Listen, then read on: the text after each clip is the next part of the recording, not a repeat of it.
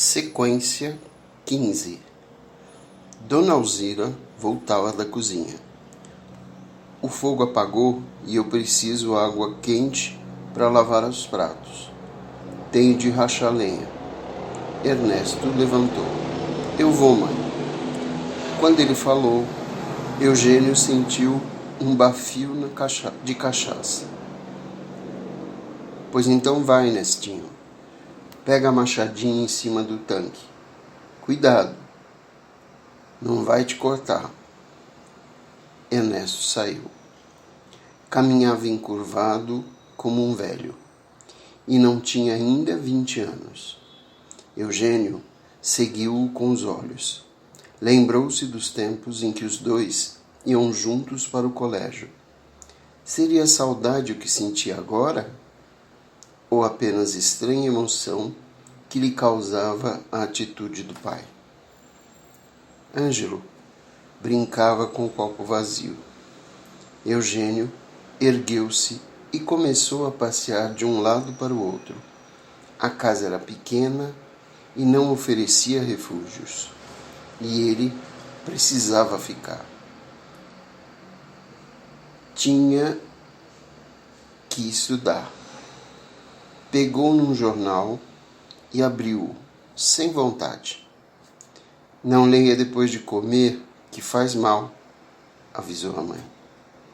Eugênio dobrou o jornal e pô-lo de lado. Encontrou de novo os olhos do pai. Ângelo tornou a sorrir, para dar-lhe a entender que não guardava nenhum ressentimento. Insuportável. Eugênio caminhou para a porta dos fundos. Vou dar uma volta, disse, e saiu. Noite clara e morna. De mãos nos bolsos, começou a passear pela frente da casa, de um lado para o outro. A rua estava deserta. No céu distante, o brilho das estrelas era apagado e triste. Eugênio parou, ergueu os olhos e ficou olhando o céu, cheio de uma ânsia sem nome. Lágrimas quentes escorriam-lhe pelo rosto. E então, em pensamento, ele abraçou o pai, beijou-lhe a testa ressequida, acariciou-lhe os cabelos ásperos, amou-o com ternura. No fundo do pátio, Ernesto rachava lenha. O seu vulto mal se distinguia na sombra da noite. Os sons do machado eram secos e ritmados. Eugênio sentia-os nos nervos. O motorista aponta para fora gritando. O Dr. Carmo comprou aquela chacrinha do velho Tico Rezende. Eugênio olha. Tão grande é a velocidade do carro que ele mal consegue vislumbrar a ponta de um telhado cor de laranja sobressaindo do verde escuro do arvoredo. Cercas com mourões de granito. Uma horta, um moinho de vento. Eugênio pensa na filha. Imagina-a crescendo ao desamparo, no meio da maledicência do mundo. Em sua mente soam cochichos. Não tem pai nem mãe, coitadinha. Filha das ervas. Ah, essa é que é a filha natural daquele moço casado com... E imediatamente ele se vê a si mesmo tomando a mão de Ana Maria e levando-a para onde? Então, os dois ainda de mão dadas na frente de uma casa. Ele reconhece o palacete do sogro.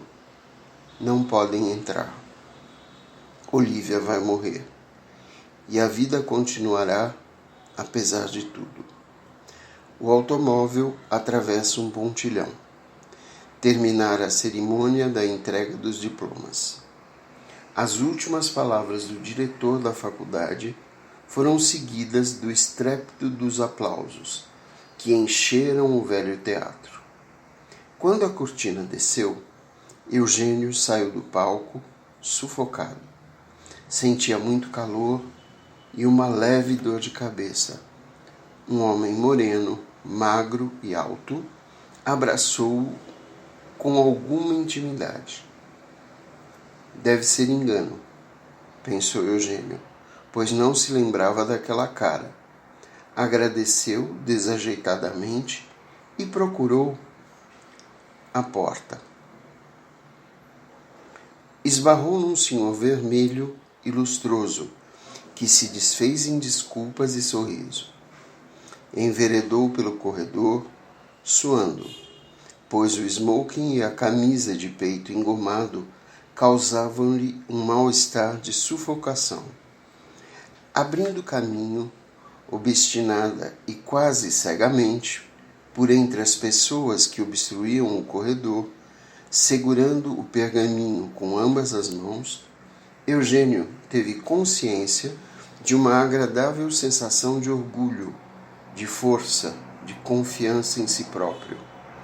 Teve um desejo de uma agradável sensação, teve um desejo absurdo de gritar, mas represou a alegria. Fechou a carranca e isso exigiu-lhe um esforço doloroso. Entrou no bar, pediu um refresco e da sua mesa ficou olhando o saguão do teatro.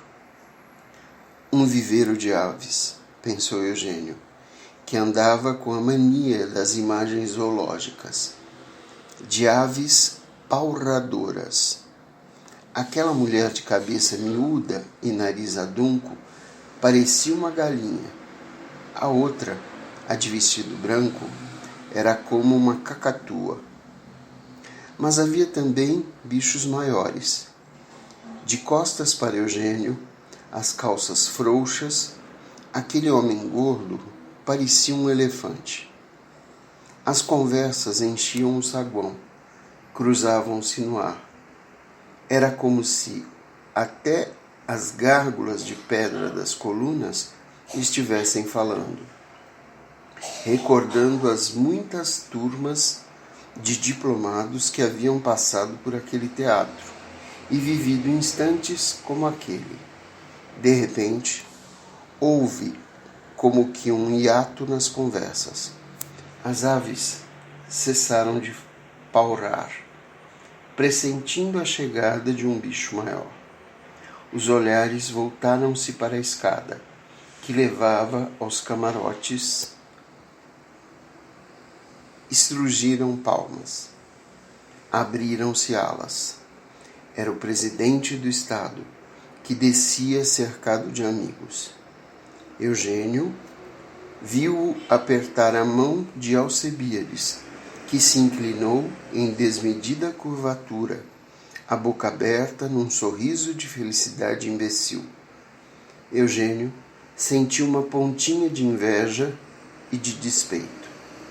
Nos 2 últimos anos, Alcebíades afastara-se dele. Procurava outras rodas.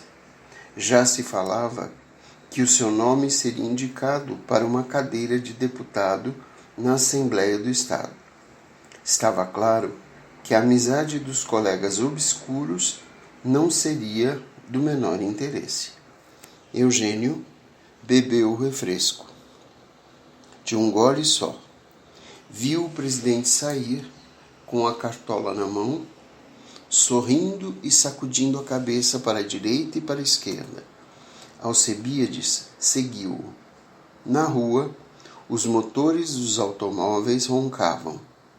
Freios rechinavam. Buzinas guinchavam. No meio da balbúrdia alegre, Eugênio começava a sentir-se triste. Chegara finalmente o dia tão ambicionado. Estava formado. Era agora o doutor Eugênio Fontes. Atingira por fim o alto da montanha. Mas que via? uma paisagem nebulosa e incerta. Que sentia? De mistura com a sensação de vitória, uma ânsia indefinível, uma doce melancolia. Quisera esquecer as preocupações sérias e festejar o acontecimento, como os outros faziam, abrir todas as comportas interiores e deixar que a sua alegria jorrasse livre. Alegria? Tinha medo de fazer uma análise íntima, de olhar para dentro de si próprio, pois seria cruel descobrir que a represa estava seca, ou que continha apenas mágoas, incertezas, gritos de espanto e de dúvida, velhos recalques. Tinha de pensar no futuro. Havia um ano que trabalhava com o Dr. Teixeira Torres, no Hospital do Sagrado Coração, ajudando-o nas operações. Era verdade que praticava o que aprendia, que aproveitava, mas como isso estava ainda longe dos seus sonhos. Sabia de rapazes recém-formados que eram forçados a aceitar empregos fora da profissão. Outros metiam-se em cidades ou vilas do interior, arriscando a sorte. Quase sempre eram bem-sucedidos. Se podia considerar sucesso juntar alguns contos de réis, ganhar uma barriguinha próspera e um renome municipal. Eugênio olhava para o copo vazio. Pensou em Ernesto, que continuava a beber como um desesperado. Contemplou o diploma em cima da cadeira. Pensou no pai. O pobre Ângelo morrera no ano anterior, de angina de peito. O Dr. Seixas ficara à sua cabeceira até a última hora. Tudo inútil. Eugênio não se esquecia da expressão do rosto de Ângelo dentro do caixão. Era como se a dor e a humilhação resignada continuassem ainda na morte. Diante do cadáver do pai, ele chorava lágrimas que não eram só sentimento por aquela perda, mas também de arrependimento, de remorso. Eugênio ergueu os olhos para o saguão, que aos poucos se esvaziava. Viu Olívia encostada a uma das colunas, com um ramalhete de rosas vermelhas nos braços. Ergueu-se, pagou a bebida, segurou o diploma e caminhou para ela. Abandonada? Perguntou com meio sorriso.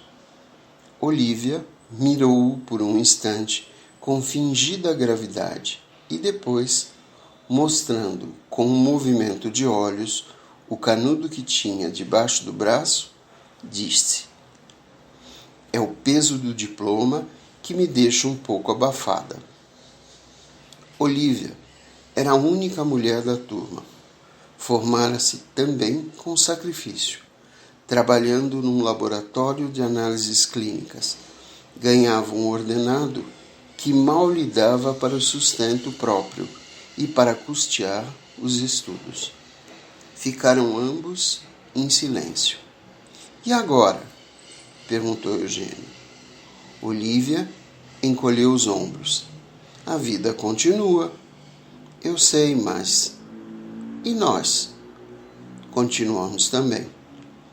Ele fez um gesto de impaciência. "Tu sabes bem o que eu quero dizer." Apontou para o diploma. "Isso." "Bota-se num quadro." Eugênio não teve remédio senão sorrir. Mas não era só a calma e a naturalidade de Olívia que o faziam sorrir. Era aquele seu estranhíssimo vestido branco e vaporoso, de cintura apertada e alta, de saia comprida e redonda. Nunca a tinha visto assim. Acostumara-se a uma Olívia que andava de preferência de boina, costume simples e sapatos de tacões baixos. Agora ali Estava ela como que pousando para um pintor, encostada à coluna, com ar sonhador e uma braçada de rosas vermelhas. Olhou-a de alto a baixo. Parece que vais tirar o retrato. Olívia deu um passo à frente e começou a girar sobre si própria, parodiando a atitude dos manequins vivos. Estou chique? Fantástica! Mas a verdade era que Eugênio estava mesmo impressionado. Pela primeira vez, sentia a qualidade feminina da companheira de curso. Era como se estivesse diante de outra Olívia. Habituara-se a ver nela o companheiro de curso, quase um rapaz como os outros. Gostas das flores? Eugênio sacudiu a cabeça afirmativamente e indagou. Quem foi que te mandou? O admirador misterioso. Ah, achas naturalmente que eu não posso ter um admirador. Ele encolheu os ombros, ela sorriu. Pausa curta. Mas, que é que a gente está a fazer aqui parada como um dois de paus? Olívia baixou os olhos e murmurou. Estou esperando que um cavalheiro me convide para o seu automóvel. Nessa paródia de faceirice havia mais uma sátira a si própria do que propriamente ao coquetismo das mulheres em geral.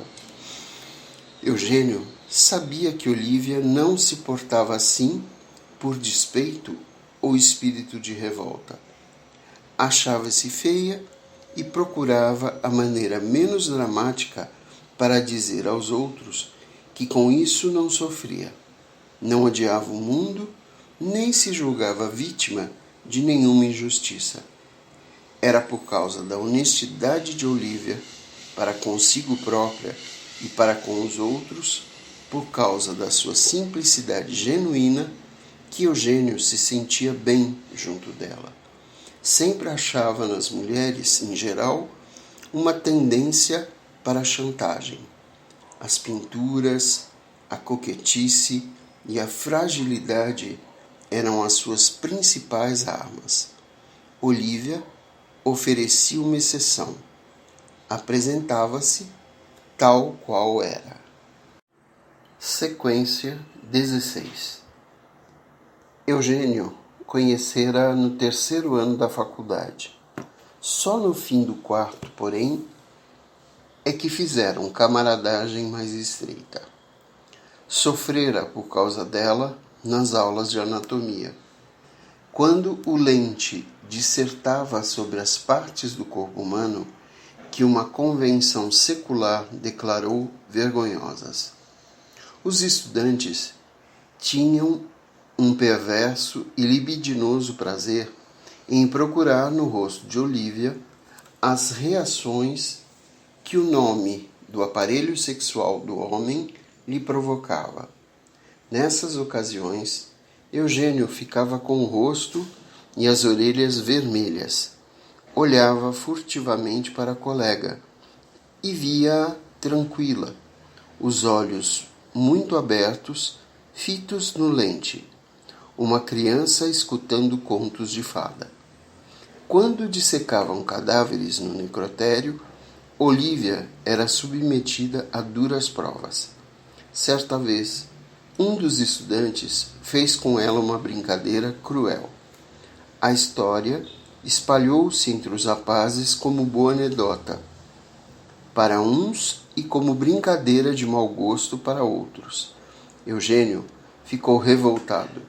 Sentia-se um aliado de Olívia. Via, assim, quase hostilizada. Revia no drama dela os seus próprios dramas. Tinha, na faculdade, poucos amigos.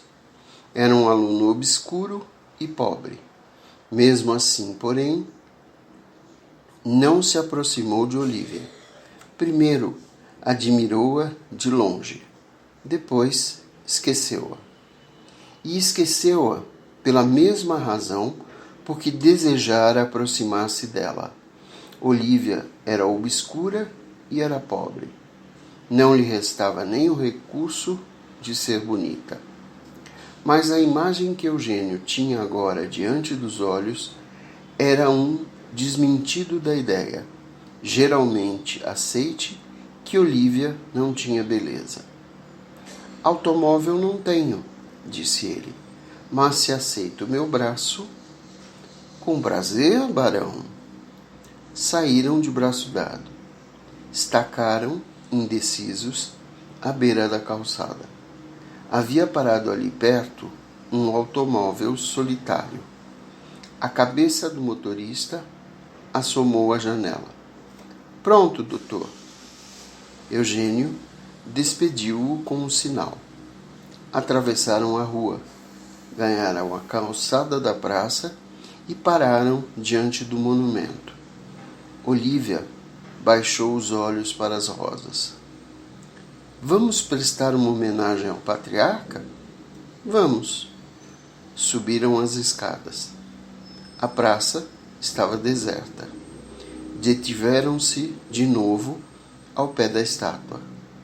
Sentado na sua cadeira, que era feita da mesma substância do seu corpo, o patriarca meditava. Tinha um ar grave. A seus pés, o dragão da inveja tentava uma investida. Mas os olhos da estátua pareciam fitos no futuro. Olívia deitou abraçada de rosas ao pé do monumento. E o dragão? Perguntou Eugênio. Ah, é verdade. Olívia apanhou um botão vermelho e enfiou-o na boca do dragão de bronze. E o barão? Oh, perdão. Olívia tomou uma rosa e meteu-a na botoneira do smoking de Eugênio. Sentaram-se os dois em um dos degraus e ficaram olhando a noite. Fechavam-se as portas do teatro. Apagavam-se as luzes do pórtico. Olívia encostou o diploma ao olho esquerdo à maneira de um óculo. Fechou o olho direito e ficou olhando o céu. Que estarão fazendo lá na lua a esta hora? Eugênio transformou também o diploma em óculo e assestou-o para a lua. Sabes o que estou vendo lá em cima? Uma jovem e um rapaz que acabaram de ganhar os seus diplomas e não sabe o que vão fazer com eles. Deixa-te disso. Na lua não há diplomas. Sabes que é o que vejo? O rapaz nunca botou camisa de peito engomado. A jovem está com vestido emprestado. Eugênio sorriu, fingiu graduar o óculos. Olha, o smoking dele é alugado. Era estranho. Julgava-se incapaz de fazer aquela confissão a quem quer que fosse. No entanto, fazia espontaneamente a Olívia, sem corar, sem se sentir diminuído. Ficaram algum tempo em silêncio. Ele acendeu um cigarro. Ela recostou a cabeça no flanco do dragão. Tinha o rosto comprido, de um moreno pálido à primeira vista. Não impressionava nem bem nem mal. Quando a vira pela primeira vez, Eugênio sentira-se inclinado a dizer: feia não é, mas bonita, muito menos. Fixando mais demoradamente a atenção naqueles olhos negros, vendo aquele rosto animar-se de uma vida e de uma estranha beleza que surgiam inesperadas de algum misterioso esconderijo interior e que não dependia em absoluto dos traços fisionômicos. Ele ficara pensando. Acabara por fazer concessões. Tem um certo quê. Seria a boca? Não. A boca era grande e de desenho comum. O nariz? Também não. Era comprido e delgado. Eram então os olhos, pretos e serenos. Não se distinguiam pela vivacidade, pela mobilidade ou por algum brilho raro. Eram os olhos para os quais, ao cabo de algumas reflexões, Eugênio só achou um qualificativo humanos. Envolviam mornamente a pessoa ou objeto em que se fixavam. Davam uma ideia de profundidade insondável e, principalmente, de compreensão. Pareciam enxergar além das coisas, com uma penetração que nada tinha de indiscreta ou agressiva. Eugênio, porém, quando pensava em Olívia, não podia separar da imagem da amiga a memória da sua voz. Até na maneira de falar, Olívia se recusava a fazer chantagem. A sua voz não era rica de inflexões musicais, não se coloria de falsas doçuras. Era antes quase monocórdica, grave e tranquila. Tinha, como os olhos, uma quente qualidade humana. Os colegas de Olívia, que se compraziam no princípio em fazer-lhe partidas estúpidas, acabaram vencidos pela serena superioridade dela. Pediam-lhe conselhos. De um modo geral, tratavam-na como uma colega, um companheiro. Eugênio contemplava Olívia ali ao seu lado e admirava-se de ter levado tanto tempo para descobrir que, no fim de contas, mais do que uma simples colega, ela era uma mulher interessante. Em que estaria pensando agora? Eugênio ergueu os olhos para o céu, a sua testa preguiou-se de rugas. Fora de caçoado, Olívia. Eu só queria saber o que é que a gente vai fazer agora. Olívia voltou a cabeça para o amigo. Por que é que o futuro te preocupa tanto? Sem desviar o rosto das estrelas, Eugênio continuou. Se tu soubesses como eu desejei este dia, este título, se imaginasses como estou. Hesitou um instante, orgulhoso. Franziu a testa, mas, misturado com esse orgulho, há um pouco de decepção. Pensavas que esse papel teria a força de transformar a tua vida de uma hora para outra? Sim. E que o título de doutor, de certo modo, acrescentasse alguma coisa a mim próprio, me desse mais coragem, mais, como é que vou dizer, fizesse desaparecer essa sensação de inferioridade. Houve uma curta pausa, em que Olívia consultou o céu com o canudo de diploma. Acreditas na astrologia? Perguntou ela. Tu brincas. É bom quando se tem o teu gênio. A gente não se importa de nada. Mas se soubesse o que foi a minha vida, rapaz pobre, João ninguém, sempre humilhado, na luta danada pelo dinheiro.